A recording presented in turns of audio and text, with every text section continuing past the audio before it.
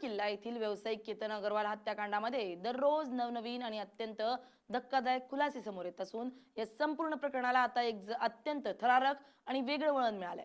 पुणे ग्रामीण पोलिसांच्या स्थानिक गुन्हे शाखेनं आणि लोणावळा ग्रामीण पोलिसांनी केलेल्या अत्यंत सखोल आणि तांत्रिक तपासामध्ये आरोपींच्या मोबाईलमधून डिलीट केलेला डेटा रिकव्हर करण्यात पोलिसांना मोठं यश आलं असून या डेटाच्या माध्यमातून या संपूर्ण प्रकरणातील सर्वात मोठा आणि खळबळजनक खुलासा समोर आलाय। मुख्य संशयित महिला आरोपी सिया गोयल हिनं तिचा प्रियकर आणि या प्रकरणातील मुख्य आरोपी चेतन चौधरी याच्यासोबत तब्बल 4 महिन्यांपूर्वीच गुपचूप लग्न उरकलं होतं। ही अत्यंत धक्कादायक माहिती आता अधिकृतपणे तपासातून समोर आली आहे। सर्वात महत्त्वाची आणि धक्कादायक बाब म्हणजे या दोघांनी आपल्या या गुप्त विवाहाची गोष्ट स्वतःच्या कुटुंबापासून आणि संपूर्ण समाजापासून अत्यंत चलाखीनं लपवून ठेवली होती। ही विवाहाची गोष्ट उघड होऊ नये आणि त्याच वेळी केतन अग्रवाल याच्याकडून मोठ्या प्रमाणावर पैसा उकळता यावा यासाठी हा संपूर्ण कट रचण्यात आला होता। हे आता पोलिसांच्या तपासात निष्पन्न झालंय।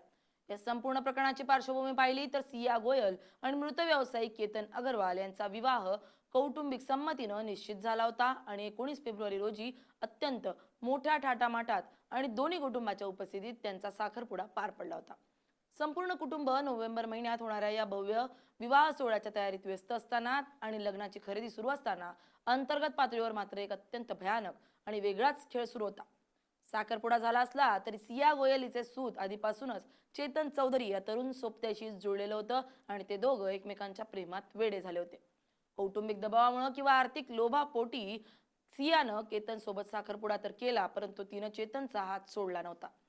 उलट साखरपुड्याच्या आसपासच्या काळात किंवा त्याच्या काही दिवस आधीच सिया आणि चेतन यांनी घरच्यांना पूर्णपणे अंधारात ठेवून एका गुप्त ठिकाणी कायदेशीर पद्धतीनं किंवा गुप्त रीतीनं लग्न उरकून घेतलं होतं। लग्न झाल्याची अत्यंत संवेदनशील आणि महत्त्वाची गोष्ट त्यांनी आपल्या दोन्ही कुटुंबातील एकाही सदस्याला कळू दिली नाही। त्याचं मुख्य कारण असं होतं की जर त्यांनी या लग्नाची वाच्यता केली असती तर कुटुंबाकडून त्यांना तीव्र विरोधाला सामोरं जावं लागलं असतं आणि सर्वात महत्त्वाचं म्हणजे केतन अग्रवाल या श्रीमंत व्यावसायिकाकडून मिळणारा आर्थिक फायदा त्यांना गमावून बसावा लागला असता। पोलिसांनी सिया गोयलच्या घरातून जप्त केलेल्या तिच्या दुसऱ्या आणि अत्यंत गुप्त ठेवलेल्या मोबाईल फोनच्या पडताळणी दरम्यान या विवाहाचं गुपित उघड झालंय। सियानं आपल्या या गुप्त मोबाईल मधील अनेक व्हॉट्सअप चॅट्स, कॉल रेकॉर्ड्स आणि मेसेज अत्यंत काळजीपूर्वक डिलीट केले होते जेणेकरून कोणालाही संशय येऊ नये। मात्र लोणावळा पोलिसांनी आणि सायबर तज्ज्ञांनी आधुनिक फॉरेन्सिक तंत्रज्ञानाचा वापर करून हा सर्व डेटा यशस्वीरित्या रिकव्हर केलाय आणि पोलिसांच्या हाती या दोन्ही आरोपींमधील संभाषणाचे हजारो पानांचे चॅट्स लागलेत। या व्हॉट्सअप चॅट्सचं जेव्हा पोलिसांनी सखोल वाचन केलं तेव्हा पोलिसांचे देखील डोके चक्रावून गेले। या चॅट्समध्ये सिया आणि चेतन एकमेकांना पती पत्नी म्हणून संबोधत होते आणि त्यांच्यामध्ये आधीच लग्न झाल्याचं अनेक स्पष्ट संदर्भ आणि पुरावे त्या संभाषणात आढळून आलेत। या चॅट्सवरून हे देखील स्पष्ट झालंय की गुपचूप लग्न केल्यानंतर या दोघांनी एकत्र अनेक ठिकाणी प्रवास केला होता। ते दोघं राजस्थानमधील उदयपूर आणि जोधपूर सारख्या ऐतिहासिक आणि पर्यटन स्थळांवर एकत्र गेले होते आणि तिथे त्यांनी पती पत्नी म्हणून वेळ घालवला होता। या तांत्रिक तपासात आणखी एक मोठी आणि धक्कादायक बाब अशी समोर आली आहे की चेतन चौधरी हा सियाला राजस्थानमध्येच कायमचं स्थायिक होण्याचं स्वप्न दाखवत होता। त्यानं आपल्या काही अत्यंत जवळच्या मित्रांना देखील या गुप्त लग्नाची पुसटशी कल्पना दिली होती आणि आपण दोघं लवकरच राजस्थानमध्ये जाऊन नवीन संसार थाटणार आहोत असं सांगितलं होतं।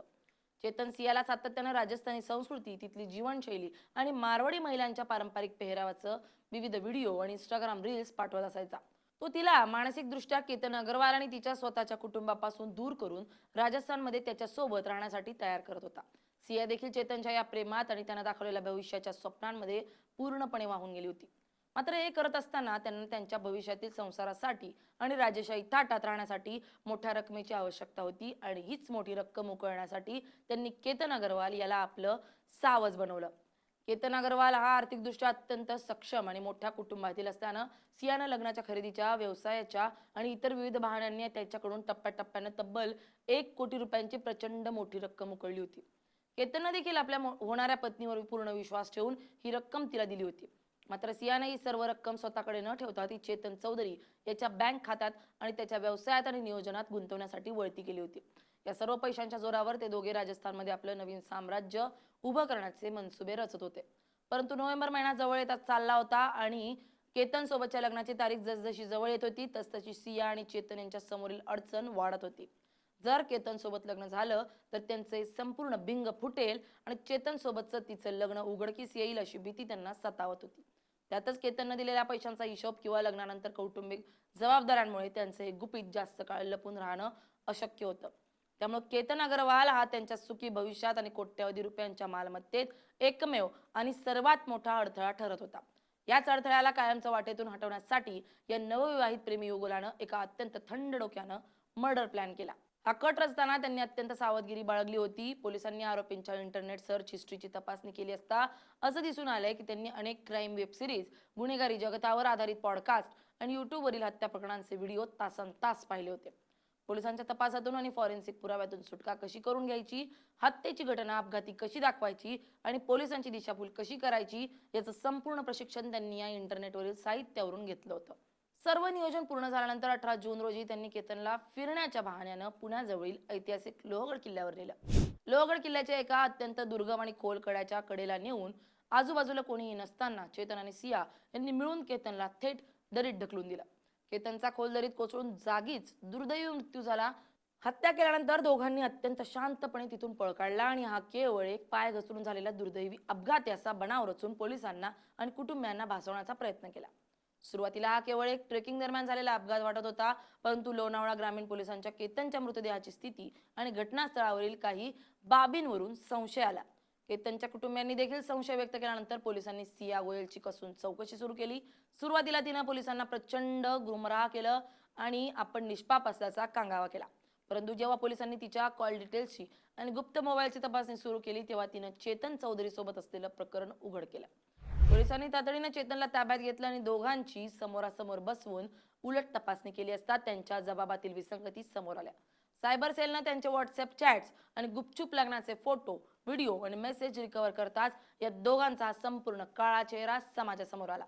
4 महिन्यांपूर्वी कुटुंबापासून लपून केलेलं हे गुप्त लग्नच शेवटी केतन अग्रवाल यांच्या हत्येचं मुख्य कारण ठरलं हे आता पुराव्यांवरून स्पष्ट झालंय.